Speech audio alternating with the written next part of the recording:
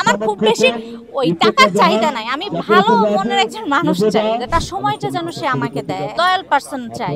এটার জন্য আমি হুজুরই লাগবে এরকম কিছু যে হুজুর হতে হবে, মানে টুপি পরা মাদ্রাসার হুজুর এই টাইপের আমি কিছু বলি নাই, যে নামাজ কালাম পড়বে এই টাইপের একজন ভালো মানুষ, ভালো একজন মানুষ আসুক যে শুধু আমাকে নিয়ে থাকুক। সব থেকে বড় বিষয় যে তার সময়টা যেন সে আমাকে দেয়, লয়াল পারসন চাই।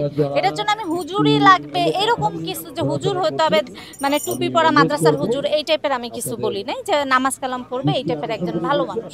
কেমন ভালো মানুষ চাই? আসলে কেউ যদি ভালোবাসে মন থেকে, এটা তো ফিল করা যায়, যে শুধু মোনাজাতে আমাকেই চাবে, যে আমি তার লাইফে আসার পর আমি ছাড়া দ্বিতীয় কোনো মেয়েকে ভাববে না কখনো, মানে তার সবটুকু ভালোবাসা সে আমাকেই দিবে। আসলে বিয়ের কথা তো, বিয়ে তো আল্লাহর হাতে, এখন কখন কি হবে এটা তো আল্লাহ জানে। বাট আমার আপাতত কোনো চিন্তা নাই যে আমি এই মুহূর্তে বিয়ে করব কিনা। সামনে আমার সিনেমার কাজ, ভালো ভালো কাজ করি, আপনারা দোয়া করেন, বিয়ে করলে তো হয়েই গেল।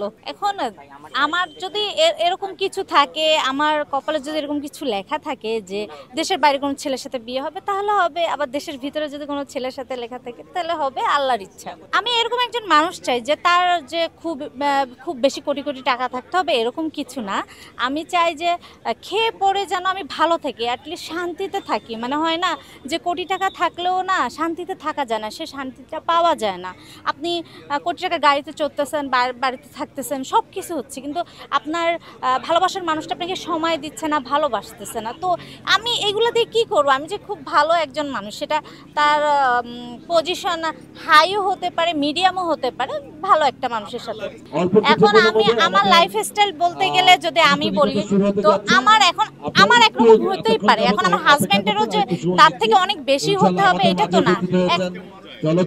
আমার মাসে এটা তো আসলে বলা যায় না যে কেমন খরচ যায়, আসলে এটা তো বলা সম্ভব না। একটা যাই আর কি, এটা খারাপ দেখা যায় বলাটা।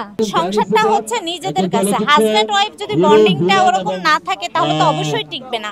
এখন একটা জিনিস মাথায় রাখতে হবে যে ধরেন বিয়ের আগের যে লাইফটা, বিয়ের পরের লাইফটা তো ওইটা মনে করলে তো হবে না। কারণ বিয়ের আগে ধরেন আমি এখন আমার জীবনযাপন করছি একরকম, আমার বিয়ে হলে তখন হলে তো আমার হাজব্যান্ডের কথা অবশ্যই শুনতে হবে। আমার মনে হয় এগুলো হাজব্যান্ডের সাথে বন্ডিংটা সেভাবে না হলে এই জন্যই মনে হয় সমস্যা হয়।